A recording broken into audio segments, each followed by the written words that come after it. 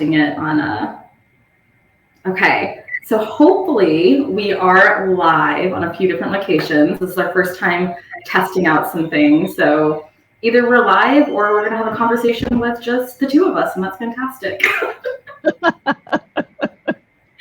Yeah, we were a few minutes late, common technical difficulties. I woke up to a notice that there would be fire alarm testing in my building all day. So that was exciting. Oh, no. So we have near some co-working spaces. So we're just making it work today. Yeah, we're just going to do whatever it takes to get all of you this wonderful information on building your email list. Right, Natasha? Yes. Yeah, no, I'm really excited about this. So I think a good place for us to start would be talking a little bit about how this even came to fruition. So kind of talking a little bit about our conversation, if you want to maybe say a little bit about that, of when we were just connecting via like a random networking call. Yes, we met on a virtual networking event. And once we had the opportunity to connect and really talk about the audiences that we served, we realized that there was a lot of overlap in not only who we serve, but in the issues that we see in our clients and our audience. And even in some of the successes and challenges that we faced in our own businesses. But one thing that Natasha and I quickly realized is that building an email list and sending out emails was a gap that we really wanted to address on a wide scale, not just with our own clients, but on a wide scale. So here we are today. Yeah, no, I think that's, perfectly said. And like you were saying, we serve similar clients. And I think, at least for me, and I think you would agree, that a big part of the clientele we serve are people that truly want to authentically connect with their audience. It's not simply a numbers game, and it's not, what is the most money I can throw at something. It's like, how can I truly connect with people? And often there's so much in emails that can be done, but they don't realize that. And emails are kind of looked at as like not the way that you authentically, relationally build.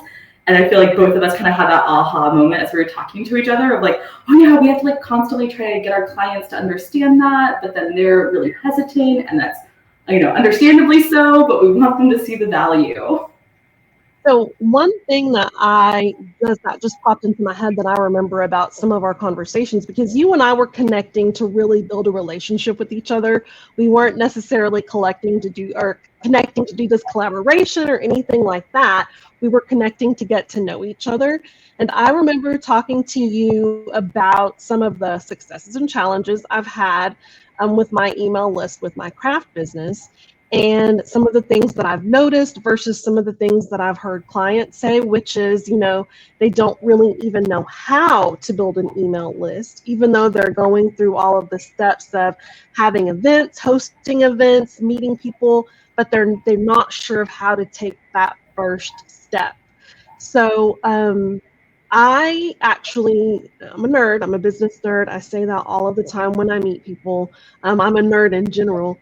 But last night I went and looked up some statistics, and I found, according to Statista, that there are nearly 4.26 billion email users worldwide.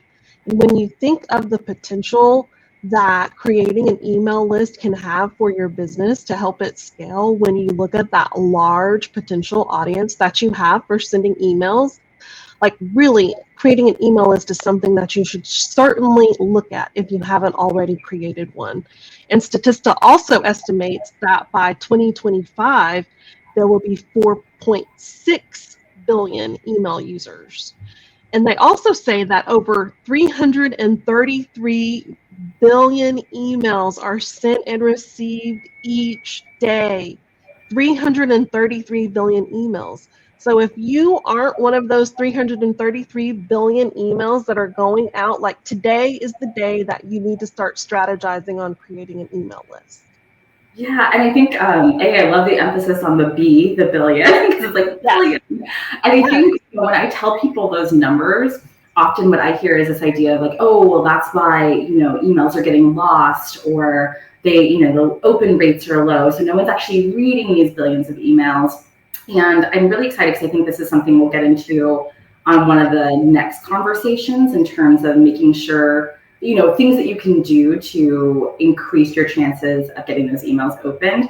Because what I would say is there's lots of ways to do that. And even if all of your emails aren't getting open, there's still so much value there. So I think that's really what I'm hoping we'll definitely talk about today, is more of like that value. And then like later in the weeks or the month, we can talk more about too, how do you increase that value in terms of actually getting those emails open. So I think one thing we really bonded over, and I'd love to hear, and I think have some validation for like those that are listening, is what have you heard clients or potential clients kind of say when you bring up email marketing? Like, what is their kind of like outlook on it? The thing that I hear most often is, no, I'm not collecting an email list. But why? Well, I don't know how to start an email list. And I'm like, okay, so tell me more about what you do. How do you bring people into your business, your services? And they're already collecting emails to, notify people about events or to communicate back and forth with people. Well, that's your start. And when I started building my email list for my craft business, I was like, well, people are already interested in what I have because they've done a transaction with me. And I even had people like, hey, can you keep me updated on when this is back in stock, or if you decide to branch out and create different products? Well, they're already interested in you because they have contacted you to find out about your services, or they've attended one of your events, or they're interested in something that you've said or something that you're going to say. So you've already created a connection there. So why not build an email list? Because that's a great direct communication channel between you and your audience, which your potential clients are within that audience if they're already interested in you to begin with. Yeah, no, I love that. And it's so important. I think it ties into the idea of something I hear, which is I don't know what to write, or I don't have content, or, I'm not going to bring enough value. And the thing about emails, which is so powerful, is if people have given you permission to email and they're on your list, they want to hear from you in some way. And, it might take some A/B testing or whatever to figure out exactly what they're trying to hear from you. But they've given you that permission, which is huge. And so when it comes to like what to say or the content, honestly, it's probably just being who you are, being authentically you, and the content will flow because they've agreed to be on that list to begin with. Right. And what you just said about being authentically you, there's something about you that has already generated an interest, the people that have already made contact with you, given you their email list. So really, an email list is just being you in Word and communicating about yourself, your brand, your services, your products directly to your audience. And this is the thing that I like. When you have an email list, like, you control the distribution of that email list.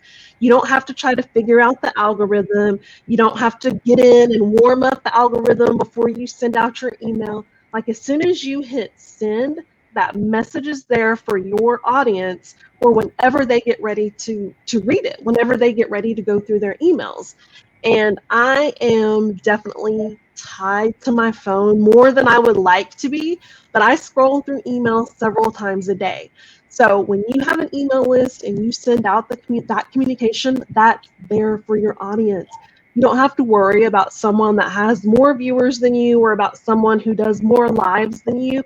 Like, that message is going to be there for them to look at. And that's what I love most about emails. It's almost like picking up the phone and calling someone. Like, that's a direct line between you and the person that you sent that message to.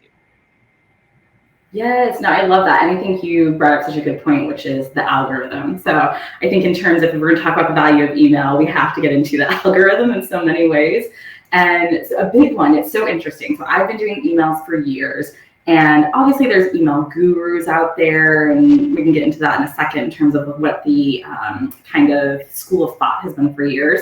But I would say in general, when I looked at the gurus who are serving my space, so a lot of female-run businesses and like the coaching and service provider space, when I was looking at the marketing gurus of that space, I would say they often were really focused on Instagram growth, Facebook, then TikTok, that kind of thing. And emails were there, and it's like, yeah, build an email list. That's important, but like, it's there. In the last few months, the way I've seen all of these gurus all of a sudden be like, oh, I have an email marketing course now. Like, emails have made me all this money. That's all I'm talking about now. And it's been such a pivot, which I do think they really are seeing that return on investment. So they want to share that part. But B, I really think it's this big change in the algorithm, or not change in the algorithm, but I think recognition of how the algorithm changes. And so you have, Twitter being bought out and just absolutely plummeting, like what so many people were able to do over there overnight. The introduction of legislation to possibly ban TikTok, the Instagram algorithm changing like every 5 seconds. And it's just super hard to keep up with. And it's also extremely dangerous to put all your eggs in that basket. So at the end of the day, if one of those shuts down, it's just down. Like, you can't take those followers and easily go somewhere else and start talking to them again. Versus emails, that is your list. You can go somewhere else. You can go to another email service provider. You can sit in your Gmail and one by one email them if you want to. Like, that is your list that you own. And that's incredibly powerful when it comes to trying to fight this algorithm. Yes, I was waiting for you to say that. Like, you own your email list. If Instagram shuts down your account and you're banned, like, the followers, the activity that you generated there, once they tell you you're no longer allowed to use that platform, it's gone. But with your email list, you own that. You own that. You have control of that. And I mean, unless something gets wiped out or you lose something, I mean, you own that list. It is yours. So you should definitely consider starting an email list. Or if you have an email list, get active in it, like as of today, after Natasha and I log off, for sure. So Natasha, one thing that you said, you were talking about the gurus talking about, email list courses and things of that nature. Another stat that I found is that the return on investment for email marketing campaigns is 4,200%. So really having an email list, that's one of the more cost-effective ways to communicate about your brand that's available out there. And another thing that I like about emails is that you can really personalize them. You can put videos in an email, or you can put GIFs, or you can put memes, or whatever you want. And it's not limited to, the 1,600 characters or what have you that some of the other platforms have. It really allows you to personalize a message so that you can start building that like trust factor with your audience, being your authentic self. Yeah, and I want to go back to what you were previously talking about in terms of that ROI. And so that is often the conversation I have with my clients, is that you're looking at about a $36 to $42 ROI on every dollar spent. And the really interesting thing about that number is that it fluctuates based on basically the amount of effort you're putting in. And so I think there's these kind of competing schools of thought of, well, I'll do emails, but I'll send this like once a week, once a month, whatever, but I don't want to overwhelm my list. I don't want to be spammy, so I'm just sending this. And then there's this kind of school of thought that I referred to that I feel like over the last, at least when I was getting started in emails, it was a lot of what I consider almost bro marketing. And I was like, okay, you need to be just sending out emails like every day, maybe multiple times a day. You should be, following up and just saying, hey, do you still want that? It's just really intense. And I feel like those are the two schools of thought. And there's this huge expanse in the middle that I really want my clients to be able to find. And that is where you can get those ROI numbers. It's by figuring out, how often does your audience need to hear from you? What's important they hear from you? When is a good time for them to hear from you? Not just like time of day, but in their journey, in terms of, in order to make the buy from you or that conversion, whatever it might be, when do they need to hear from you and what type of information? And when you hone in on those specifics and you are sending those valuable emails, you're going to start to see that ROI. And it's so powerful because there is a ton of money in emails. And that's very rarely what I ever lead with as, the great thing about emails. We had a whole conversation about owning your list and all these other things. But I do think it's incredibly important as business owners that we say, if I'm going to spend these marketing dollars, where's the best place to spend them? So, Natasha, as a systems person, I want you to talk a little bit about this, but I know that cost, it's always something that's on the forefront of being an entrepreneur, cost. I know that when I first started creating my craft email list, I was on a platform that allowed me to have a free account up to a certain amount of subscribers. So aren't there other platforms out there like that, so that cost doesn't necessarily need to hinder you when you're starting your email list? Oh, 100%. And that's why when, people say, when do I get started? And it's like, immediately. Even if you're not going to set up a CRM or ESP, so these MailChimp, ActiveCampaign, all those, even if you're not ready to start that, start collecting those emails. Like, you can collect those on a sheet of paper, on a Google Sheet. Eventually, you're going to want to make sure you have consent. That's a whole other thing, but you can start collecting the emails.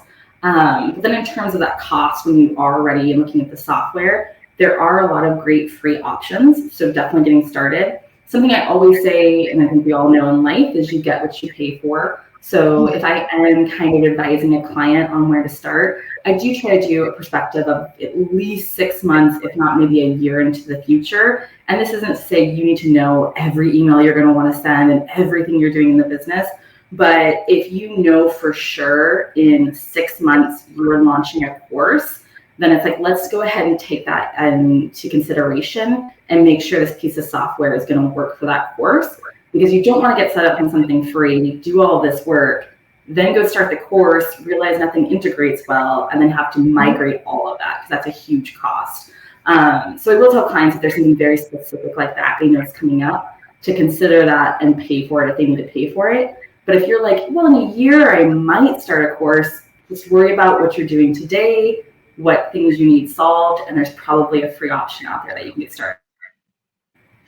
So, Natasha, you said something earlier that I also hear a lot from clients as far as email lists or potential clients starting email lists.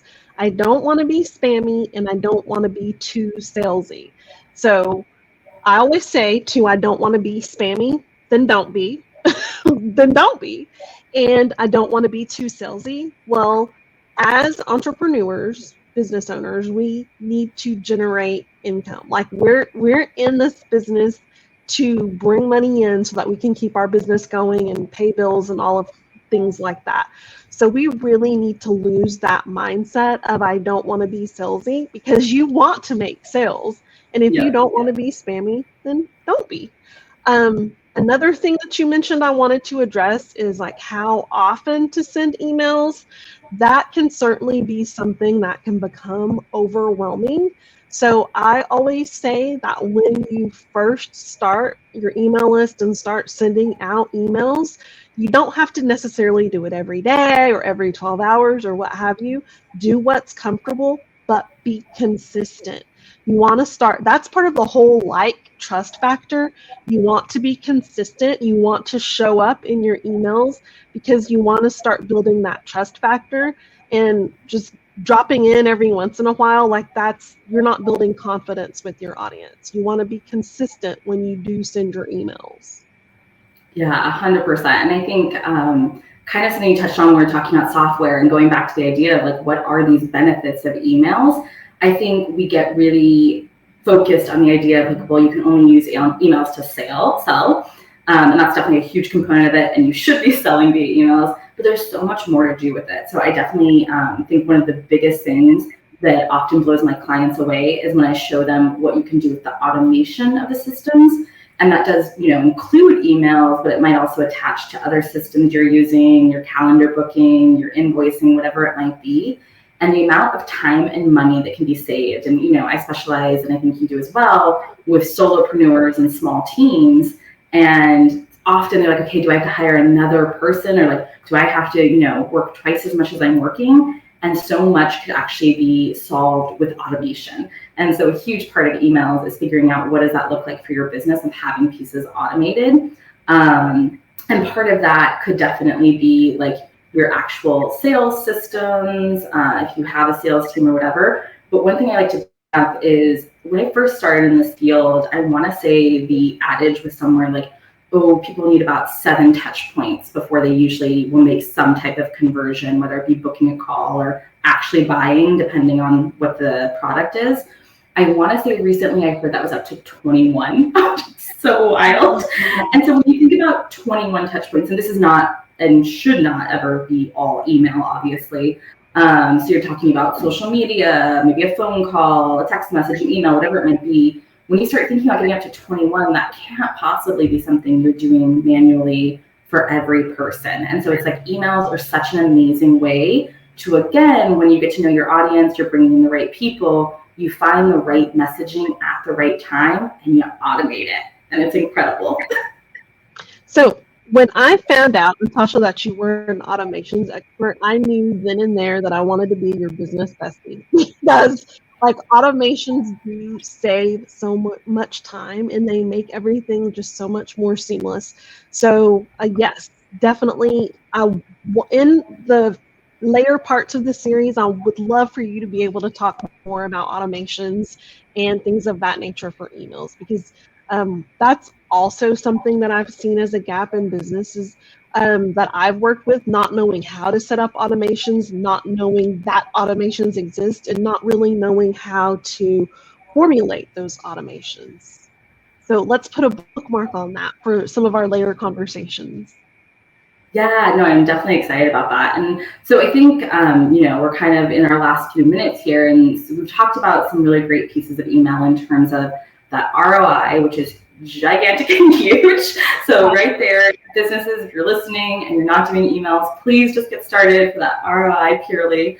But also the idea of owning your own list with the algorithm, the idea of saving time and money with automation. And then we touched a little bit on relational, but I do think that would be something maybe to kind of end with here, is just a reminder that, you mentioned it too, when you're talking to your people, you don't have to be spammy and salesy. And I do think that's one of the biggest barriers when it comes to starting emails, is feeling like there's no way around that. And I think both of us can testify that's just not true. We've helped plenty of clients get started with emails.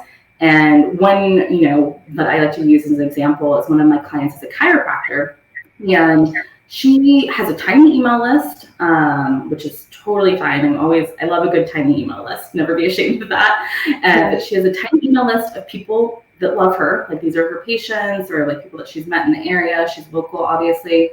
And I think maybe she was sending an email like once every few months or something. She wasn't sure. And we started working together, and she's like, I don't know, I'm not really sure what to say. And I was like, just tell them, a little bit about you, like what do you talk about in your office, like what do they want to hear?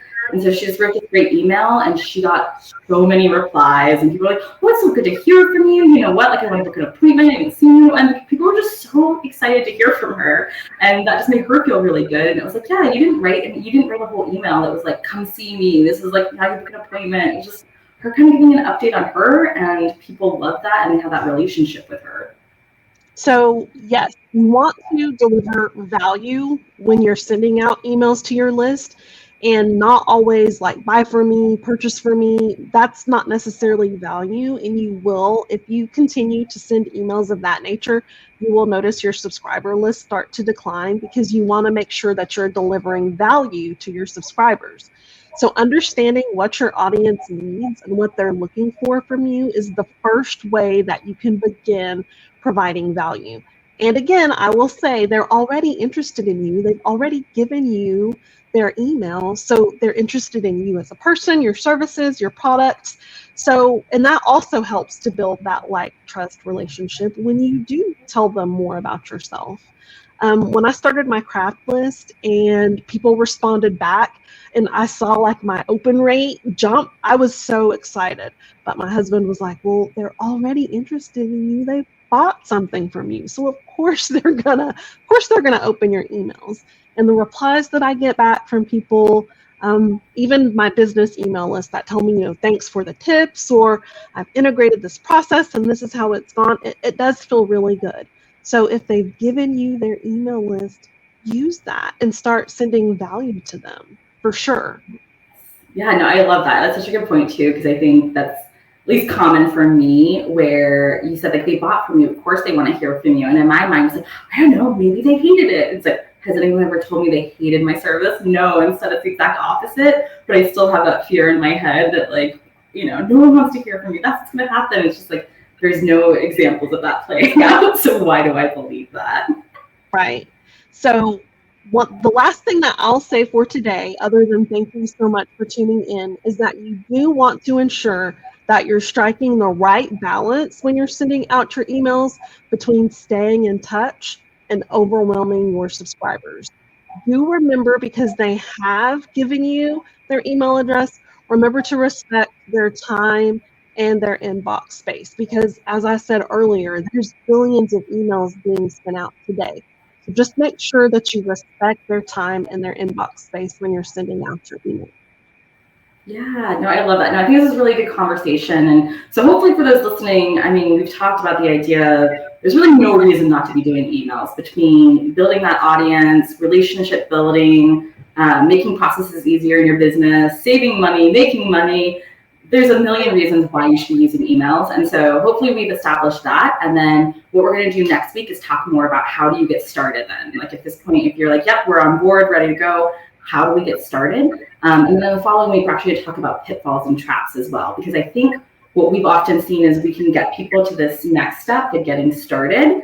But then there's so many traps and pitfalls that people fall into that end up plateauing them. And we want to get you past that plateau. So that's really what this series is about, is showing you how to get past that plateau. And so I will say, yeah, we'll see you, I think, next Thursday. And then is there anything you kind of want people can maybe touch base with you in the meantime if they have questions? What's like the best way to do that? So I will definitely say, if you've listened to us today and all of the benefits that Natasha just listed about starting an email list, if you still aren't convinced that you should start an email list, or you have an email list and we haven't convinced you to utilize it, please schedule a coffee chat with me and let's talk through that so that I can hear your concerns and we can get you on the go side for creating your email list. And you can definitely find my calendar link to schedule a coffee chat with me in my profile, because I really would love to know why it is that you have decided not to utilize an email list for your business. Yeah, that's awesome. And I'll say, if you're in the place of, okay, you know, you want to get started and maybe you're trying to figure out how you're going to grow that list and get people actually there so that you can send out an email, I am running a summer special on my lead magnet audit. So normally that's $500. I have a 50% off for the month of August. And that really allows you either to create a lead magnet if you don't already have one, or if you have one in place and it's not quite converting the way that you think it would, I can come in and audit that for you. So just a great way to like refresh and actually get people onto that list that want to hear from you. That sounds great, Natasha. Thanks for sharing that with everyone. And thanks so much for joining. Thanks so much for joining. And don't forget to join next week. I have seen someone have a robust email list, and then they fell into some of the pitfalls and traps, and their email list numbers actually started declining. So join us next week so you don't fall into those same pits and traps. Yeah, exactly. Thank you so much. Have a good one, everyone. Thanks.